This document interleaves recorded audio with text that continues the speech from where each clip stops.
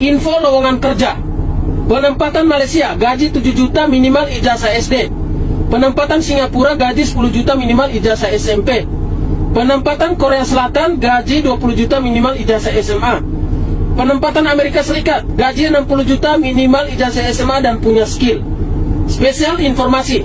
Penempatan Negeri Konoha, persyaratan ijazah minimal S1, S2, S3, S4, S5, S-Teler, mampu mengendalikan api, air, udara, dan setara dengan avatar, memiliki kapak naga geni 212, berpenampilan menarik yang muka pas-pasan, maaf belum ada lowongan, memiliki kedekatan batin dengan alam gaib, bisa membaca pikiran pemimpin perusahaan, mampu mengendarai jet tempur, tank, kapal selam, dan tronton, berusia maksimal 35 tahun, berpengalaman kerja minimal 35 tahun di bidang antariksa.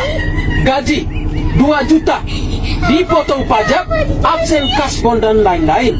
Apabila Bapak Ibu telah bekerja dalam kurun waktu 10 tahun, akan mendapatkan reward yang setinggi-tingginya berupa pujian dan tanda terima kasih.